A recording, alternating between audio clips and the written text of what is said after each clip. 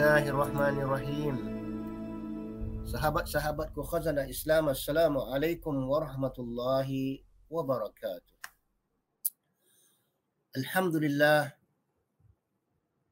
kuliah kesihatan khazanah Islam pada minggu ini 13 Mac dan begitu juga 3 Sya'ban, dan tidak lama lagi insya-Allah kita akan memasuki gerbang Ramadan. Apakah persiapan anda untuk memasuki gerbang Ramadan? Maka di sinilah kita bersyukur kepada Allah Subhanahu wa taala.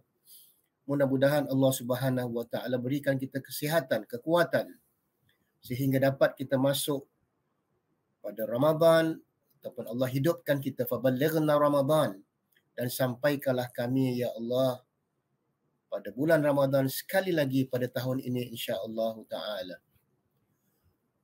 Sahabat-sahabatku khazanah Islam, saya diingatkan satu persoalan diri anda, keluarga anda dan masyarakat kita. Apakah persiapan kita untuk memasuki gerbang Ramadan? Persiapan kita untuk memasuki gerbang Ramadan tidak lain tidak bukan, yang paling penting sekali adalah persiapan ilmu dan kefahaman. Apabila ada persiapan ilmu dan kefahaman, kita dapat melaksanakan ibadah puasa kita dengan sempurna dan diredai oleh Allah Subhanahu wa taala. Kedua, sahabat-sahabatku khazanah Islam, apakah tujuan yang ingin kita capai? Dan sekali lagi, apakah azam anda pada Ramadan tahun ini 1443 Hijriah? Ketahuilah sahabat-sahabatku khazanah Islam, ibadah Ramadan adalah perjalanan menuju ketakwaan dan jalan menuju keihsanan. Ayuh, apakah gaya hidup sihat kita di bulan Ramadan insya-Allah taala? Kita hendaklah senantiasa menyemarakkan pada anak-anak kita, sahabat-sahabat kita, teman-teman jiran dan sebagainya yang beriman, yang Muslim, senantiasa menyemarakkan kedatangan bulan Ramadan.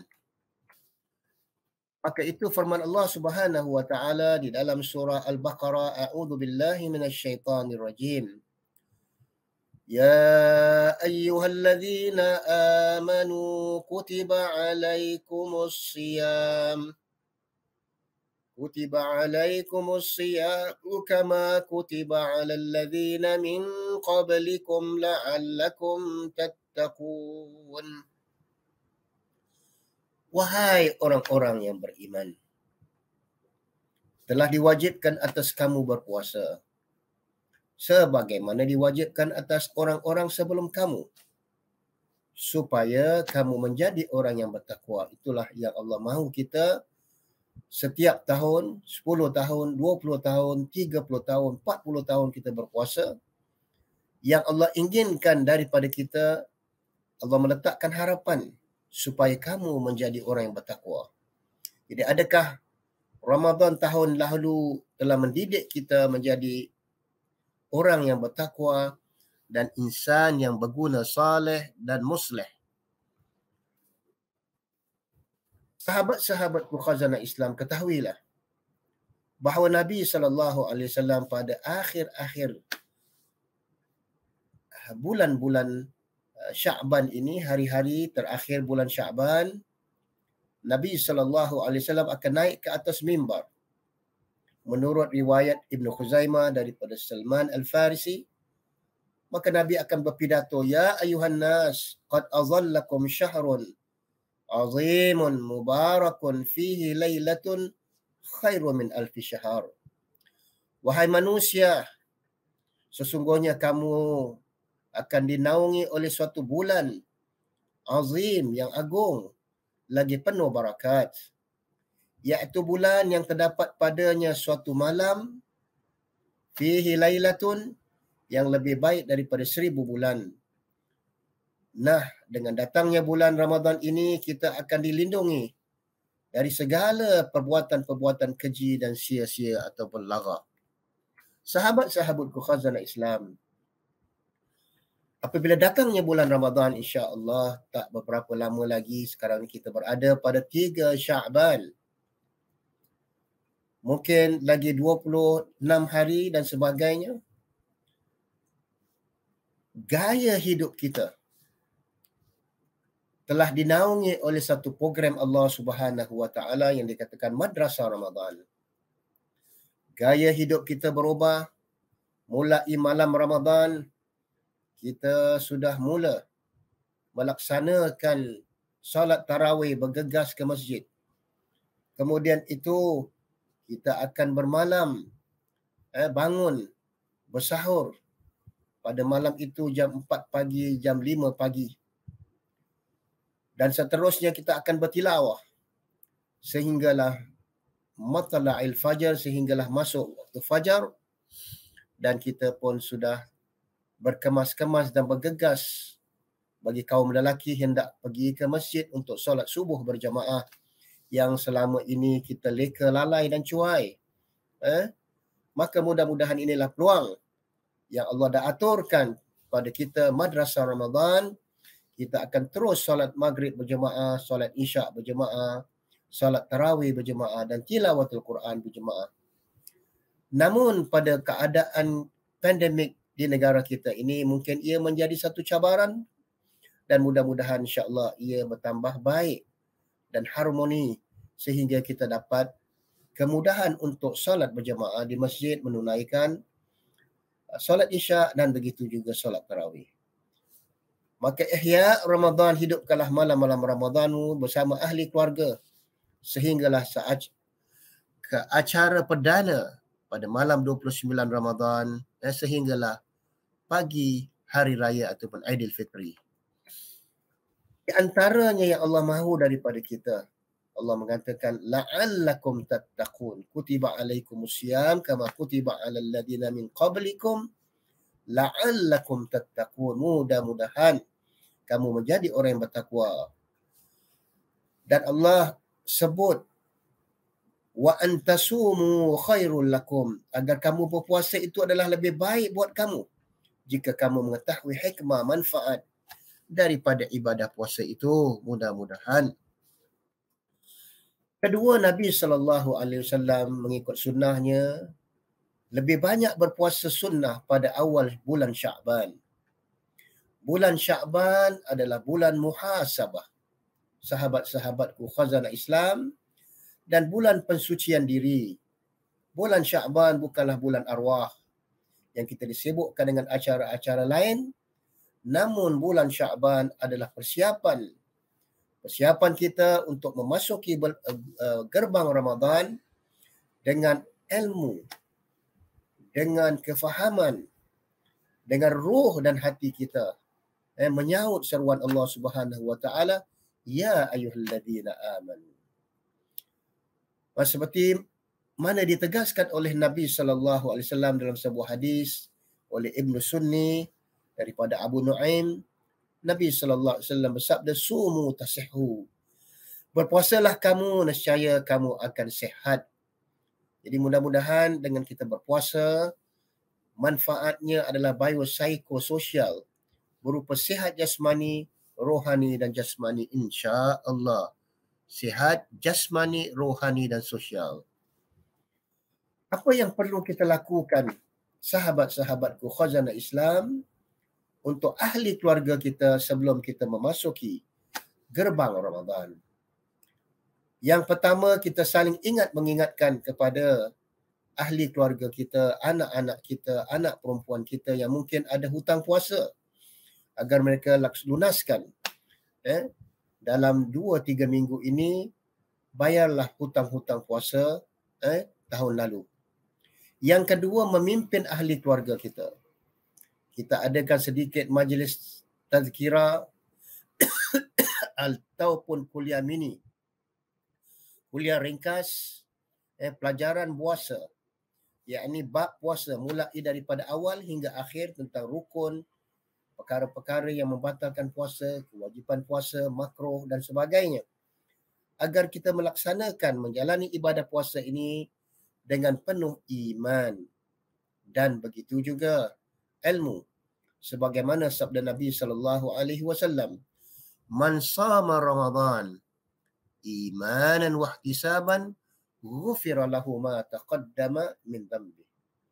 Barang siapa yang berpuasa Ramadan dengan penuh keimanan, wahtisaban, dan mengharap-harapkan ganjaran Allah, agar Allah ampunkan dosa kita dan terima kita sebagai hamba-Nya.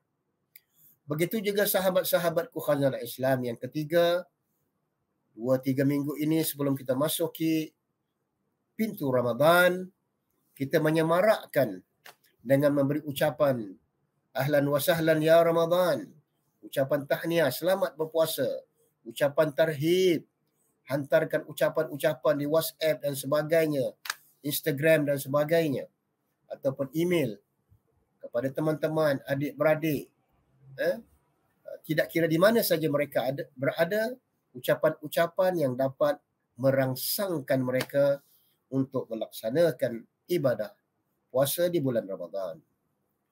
Yang keempat, kita menggalakkan ahli keluarga kita bersiap-siap mulai daripada hari ini. Apakah yang perlu mereka persiapkan? Sebagaimana kita katakan tadi, persiapan ilmu, persiapan iman, persiapan istighfar dan taubat, dan azam untuk menjadikan Ramadan tahun ini Ramadan yang terbaik buat kita. Yang kelima, yang mana kita berazam untuk solat Isya berjamaah, dan kita galakkan, ataupun sekiranya kita tidak ada kesempatan untuk solat Isya dan tarawih berjamaah di masjid, kita memberi rangsangan dan harapan, berpakat-pakat kepada ahli keluarga kita, ayo tahun ini kita nak meningkatkan amal ibadah kita dengan melipat gandakan amalan kita, insya-Allah. Seterusnya, sahabat-sahabatku khazanah Islam, ketahuilah, setelah Allah mengucapkan kutiba alaikumusiyam kama kutiba alal ladzina min qablikum la'allakum tattaqun, Allah sambung lagi ayatnya dengan mengatakan wa 'alal ladzina yutiqunahu fidyatun ta'amu miskin. Dan bagi sesiapa yang mampu berpuasa dalam keadaan berat. Yang dimaksudkan sini orang yang mampu berpuasa dalam keadaan berat ialah orang tua rentah. Pada awalnya mereka ada pilihan sama ada nak berpuasa ataupun memberi makan, yakni fidyah, miskin. Seorang miskin setiap hari yang dia tidak puasa. Sahabat-sahabatku khazanah Islam, Ibnu Abbas berpendapat bahawa ayat ini tidak dimansuhkan dengan ayat 185. Ibnu Abbas bertegas dengan mengatakan sebenarnya ayat ini ditujukan kepada orang tua lelaki ataupun wanita tua yang mampu berpuasa namun berpuasa dalam keadaan sukar, yakni to fast with difficulty. Nah, mereka ini diberi pilihan sama ada untuk terus berpuasa ataupun memberi makan kepada seorang fakir miskin untuk setiap hari yang mereka tidak berpuasa. Maka Sa'id ibn Jubair menyatakan daripada Ibnu Abbas bahawa nasih di sini sebenarnya adalah untuk orang-orang yang sihat dan tidak bermusafir. Jadi orang-orang yang sihat dan tidak bermusafir wajib ke atas mereka untuk berpuasa, bukan untuk membuat pilihan sama ada nak berpuasa ataupun membayar fidyah.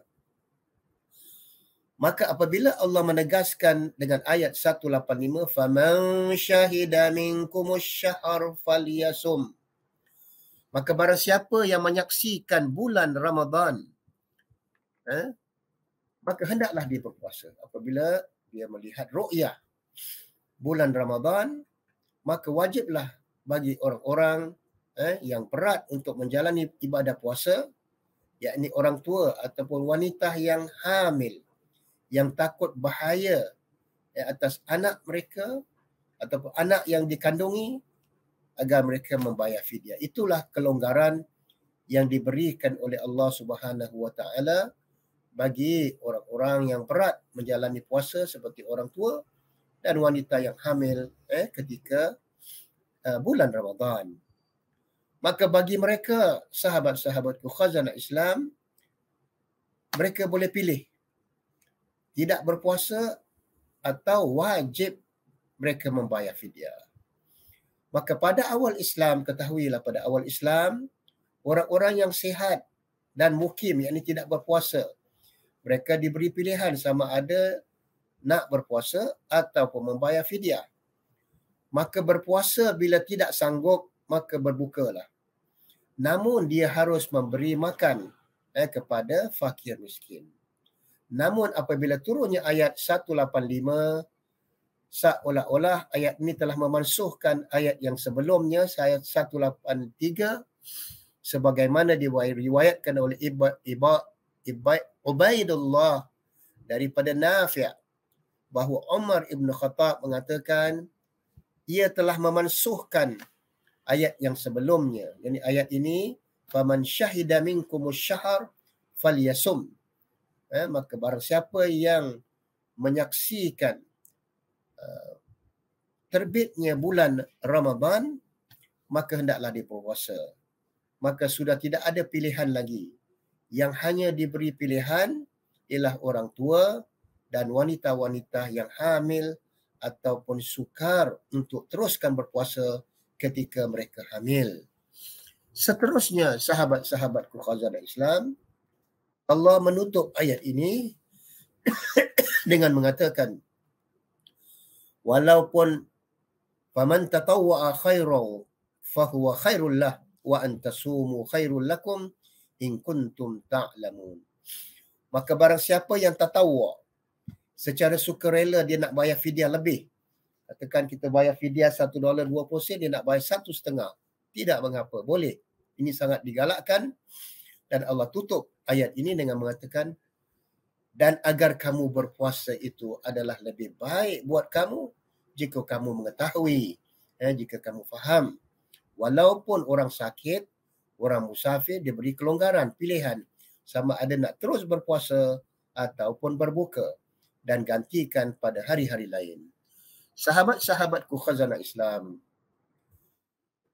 apakah gaya hidup sihat ketika kita berbuka dan begitu juga bersahur? Rasulullah SAW bersabda, yang maksudnya bala yang pertama sekali berlaku kepada umatku ialah sesudah aku ialah kekejangan perut. Jadi selama 11 bulan ini kita enak lazat dalam makan minum dengan kekenyangan perut. Sebab apabila suatu kaum itu kenyang perutnya, maka akan naiklah badannya, lalu akan lemahlah hatinya, dan akan bermaharajalela syahwatnya. Hadis Imam Bukhari wa'iyazbillah.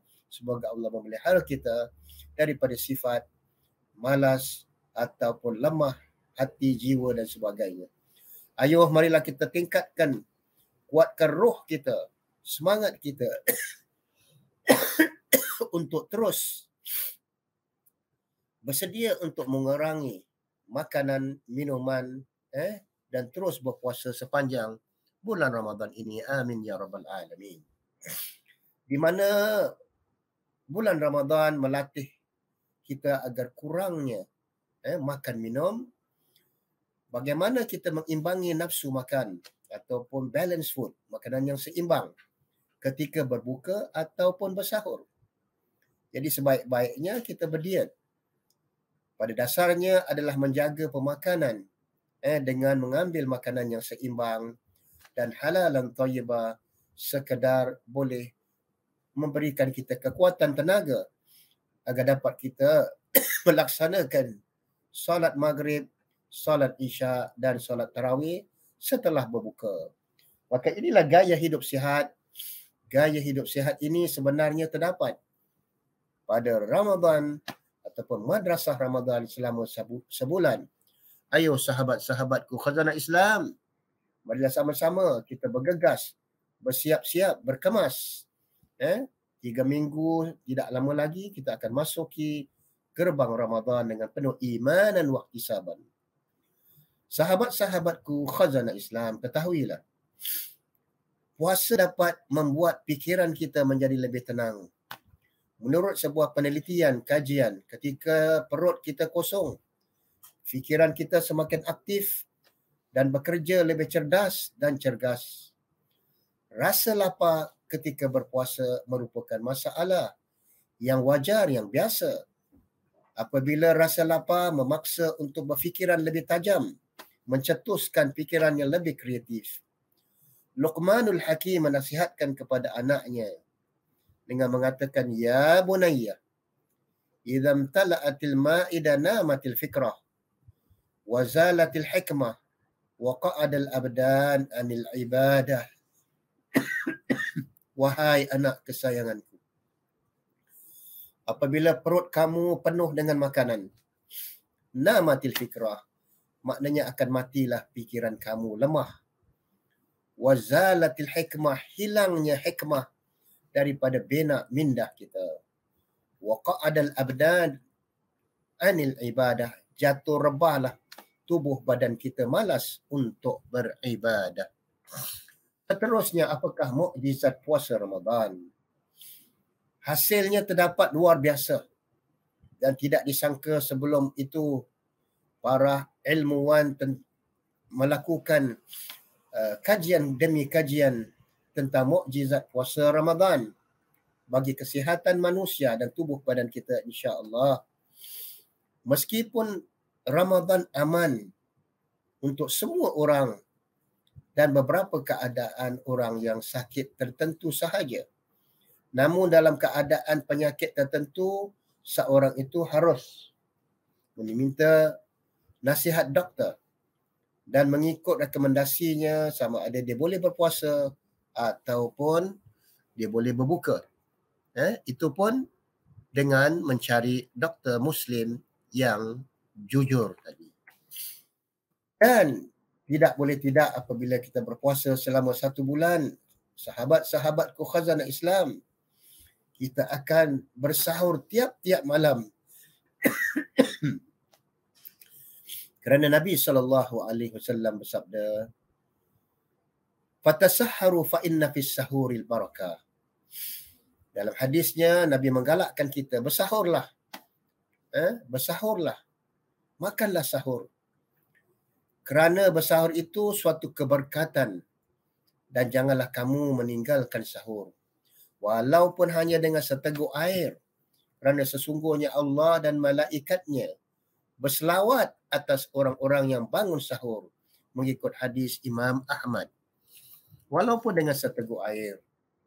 Apakah di antara hikmah ketika kita bersahur?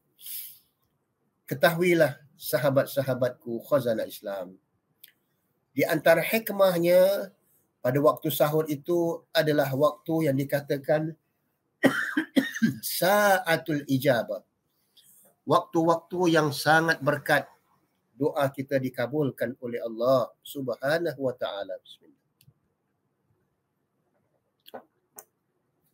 Karena pada waktu itu adalah waktu barakah dan waktu-waktu istimewa untuk kita berdoa.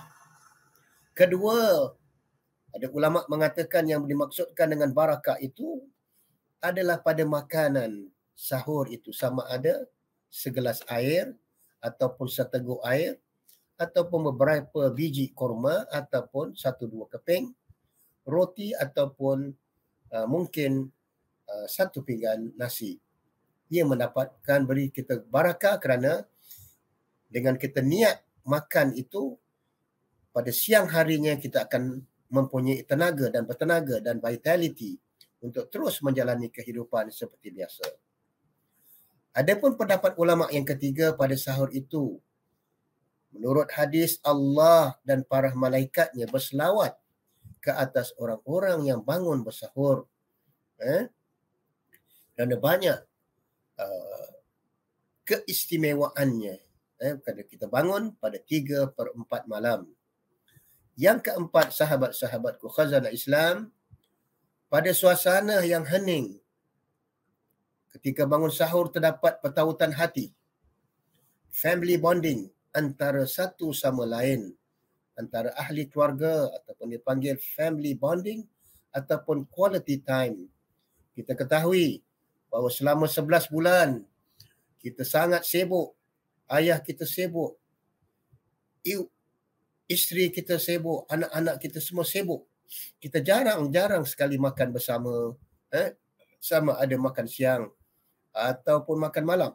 Nah, apabila datangnya bulan Ramadan, mahu tidak mahu kita akan duduk semeja. Pada ketika sahur, kita akan melihat wajah suami kita, isteri kita, anak-anak kita dengan penuh belas kasihan.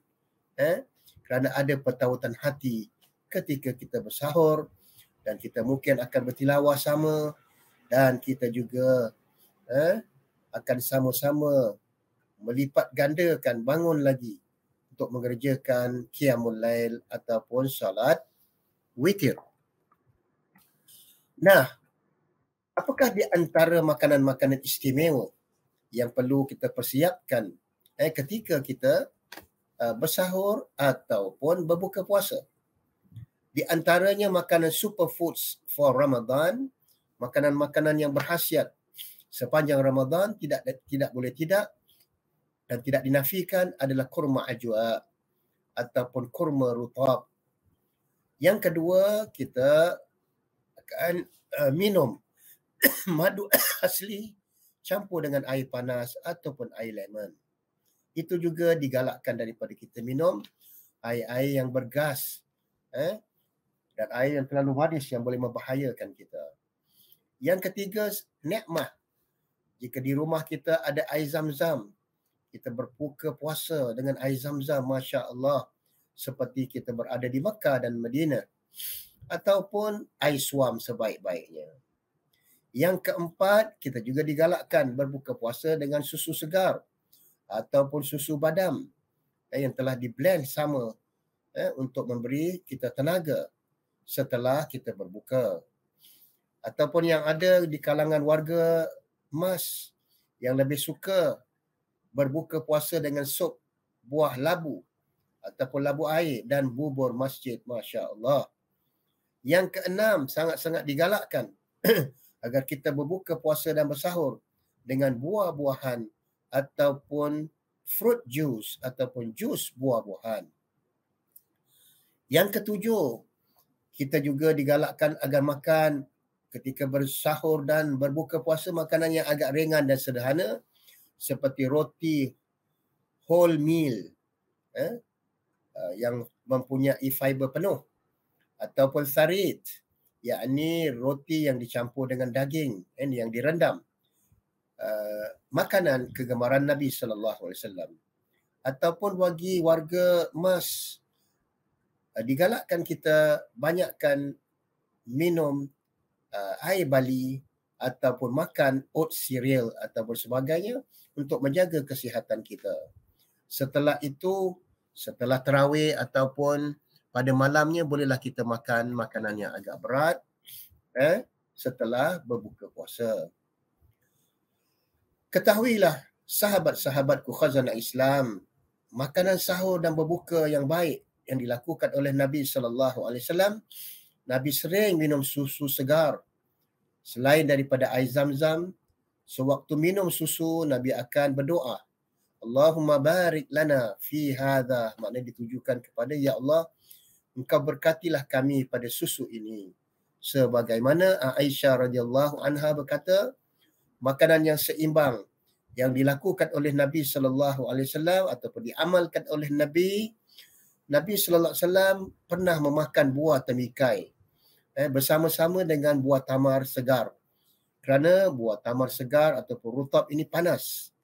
Jadi untuk seimbangkan, Nabi SAW menggandingkan dengan buah temikai, dan buah temikai juga adalah baik untuk kita berpuasa kerana kandungan airnya hampir 85%. Ketahuilah sahabat-sahabatku khazanah Islam, selama 11 bulan perut kita ini penuh dengan bermacam-macam racun, maka itu kita memerlukan mencuci bersih ataupun antioksidan ataupun pembuangan racun daripada perut kita sebulan ketika kita berpuasa. Maka dari itu dikatakan perut adalah punca segala macam penyakit. Ahmad, hadis riwayat oleh Imam Ahmad dengan mustadnya. Nabi SAW bersabda, tidak ada ruang, yang maksudnya tidak ada ruang yang diisi oleh anak Adam yang lebih buruk daripada perutnya. Maka cukuplah ketika berbuka ataupun bersahur bagi anak Adam itu beberapa suapan untuk meluruskan tulang punggungnya agar ia dapat bangkit untuk mengerjakan ibadah. Jika berbuka dengan itu pun tak cukup, boleh kita tambah lagi sedikit. Yakni 1/3 daripada perutnya diisi dengan makanan. 1/3 daripada perutnya diisi dengan minuman. Dan 1/3 diisi angin. Yakni untuk ruangan angin agar dapat kita bernafas. Jangan semuanya 2/3 dipenuhkan dengan makanan dan minuman. Wa'iyazbillah. Dan seterusnya, sahabat-sahabatku khazanah Islam, makanan yang sangat digalakkan ketika berbuka dan bersahur adalah kurma. Merupakan makanan, dan dia bukan hanya buah-buahan, bahkan makanan yang sungguh baik. Selama 10 jam, 11 jam ketika perut kita kosong, ia mempunyai kandungan gas, yang mana hanya buah kurma sahaja yang sesuai. Kerana Nabi SAW menggalakkan kita berbuka puasa dengan makanan yang tidak dimasak dengan api. Jadi di antaranya adalah buah kurma ataupun buah-buahan yang lain sebagaimana tadi saya sebut. Jadi buah tembikai, honey lemon, ataupun buah-buahan yang kandungan airnya banyak. Itu digalakkan.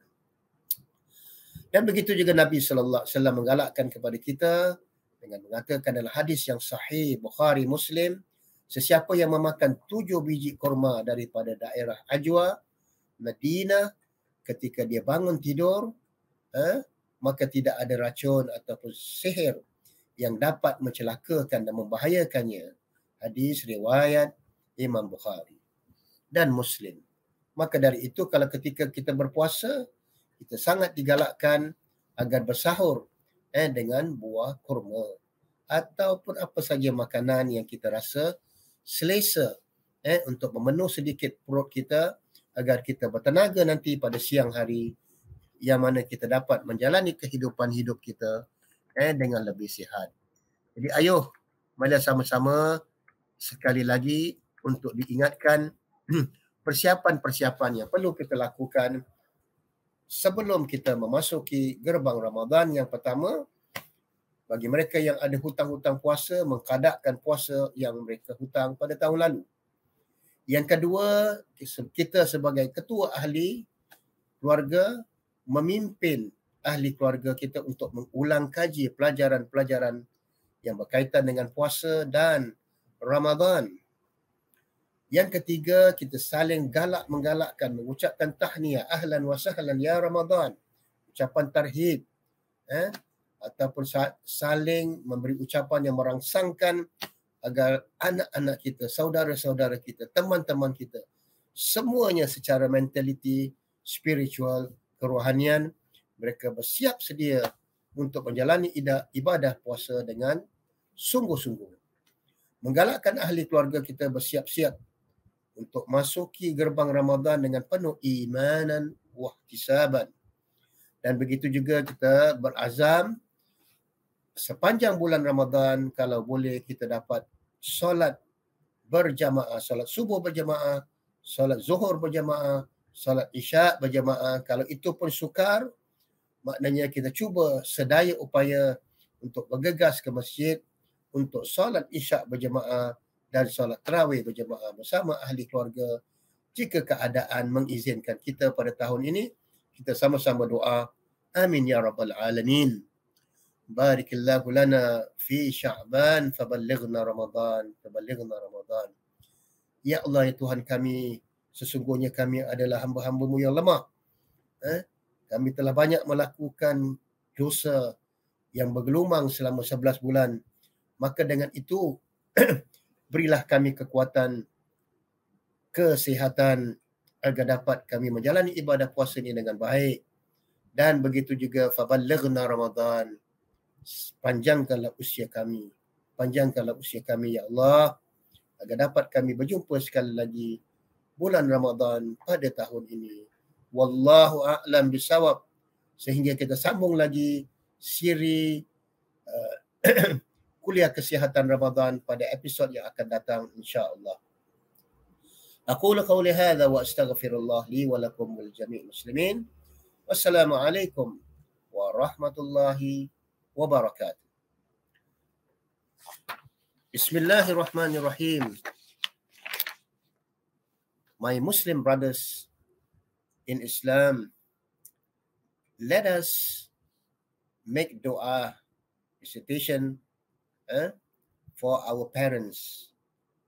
There is a dua in chapter Nuh, last ayah of chapter Nuh.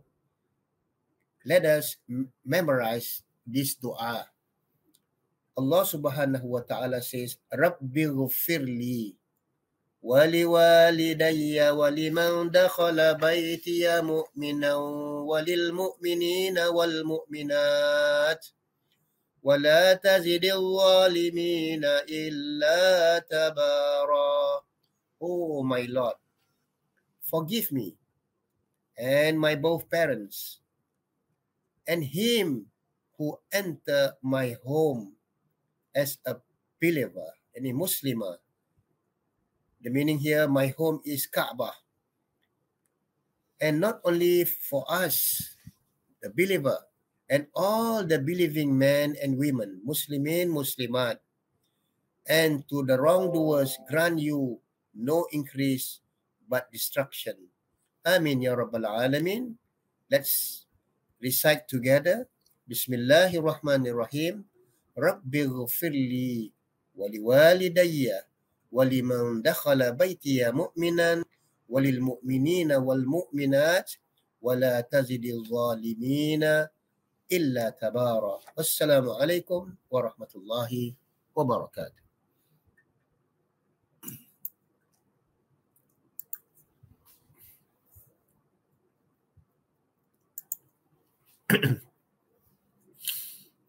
Bismillahirrahmanirrahim. Alhamdulillahi Rabbil Alamin.